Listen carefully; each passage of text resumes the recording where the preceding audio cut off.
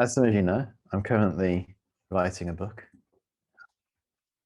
which is all being well, coming out in September. And I'd like to read from that book something that I wrote about this very subject. In Buddha's first teaching, he said, "You should know true suffering." Buddha kindly shared these words to 5 practitioners at the deer park in Sarnath, northern India. It is helpful to reflect why he chose these words. He was touching reality with his mind when he engaged in meditation and realized that to be happy, we firstly need to understand why we're not and recognize the nature of our momentary existence. This is the sentence we need to try to remember. Wherever we go, whatever we do, whoever we're with, suffering is inevitable.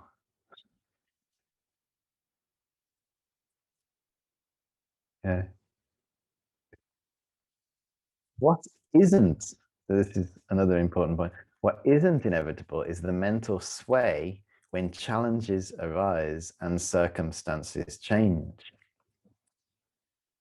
1 minute elated, the next despondent. 1 week excited, the next depressed. If we can see through the desire to be excited and the mind that confuses this with the bliss we seek, we can start to be at ease.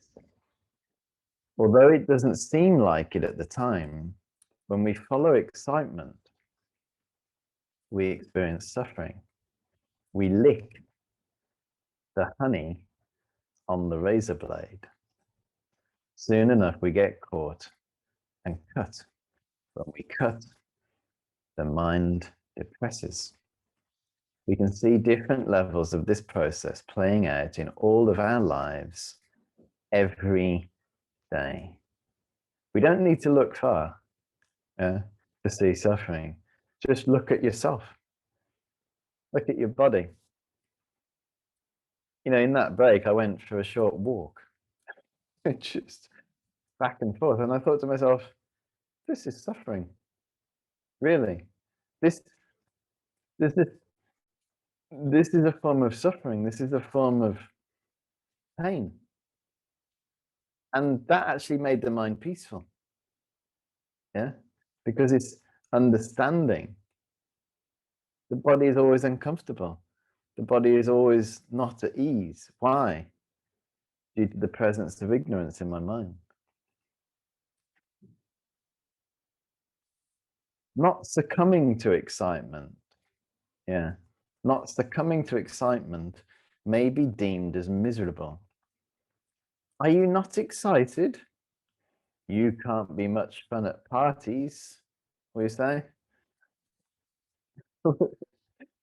Even though it appears our world is externally progressing, yeah, why are depression levels increasing?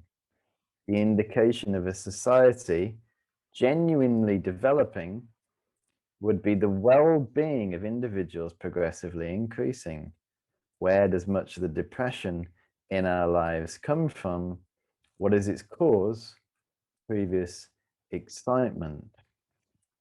We get excited about a new job, even to the point of jumping around, unable to contain ourselves. Anyone done that recently? Initially, we're delighted with the upgraded status and salary. Wait for it, wait for it. Slowly, cracks appear. And we can start to feel miserable, spending much of our free time looking for another job, as our current position doesn't fulfill us anymore. In reality, it never did. The excitement in our mind fooled us into thinking the job had the power to make us happy. If the job made us happy, the more we stayed there, the happier we would become. The initial excitement made our mind out of balance, setting up the stage for the second act of disappointment. Yeah? This can be related to many experiences in our life. The initial excitement of anything makes our mind out of balance.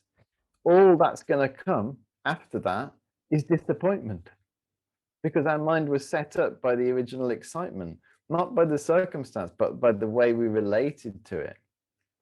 Yeah? This doesn't mean to say we don't take new jobs and go and live under a tree. It just means to say we don't get fooled. We can apply the same reasoning to relationships, which we'll discuss later in the text. Excitement does not make the mind at ease. Excitement equals excitement. Yeah? A sense of ease and the peace and fulfillment that comes from this experience arise from a mental equilibrium. Yeah, a mental equilibrium. This is what this first teaching will give us, folks. We're not jumping ahead to true paths yet, which is in 4 months' time.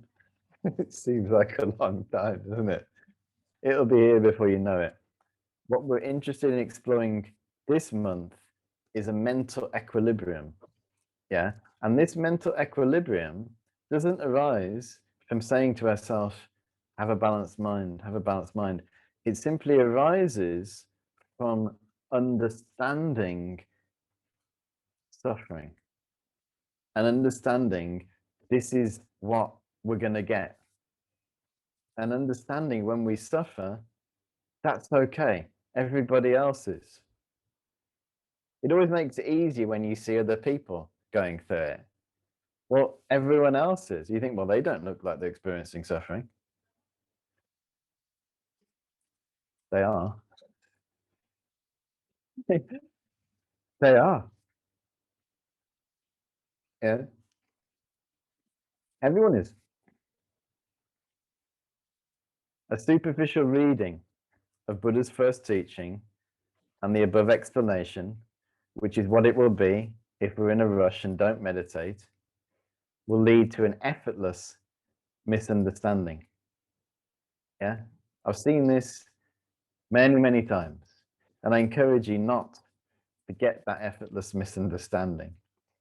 We'll conclude it means we need to be like a stone, have no emotion or enjoyment in our life.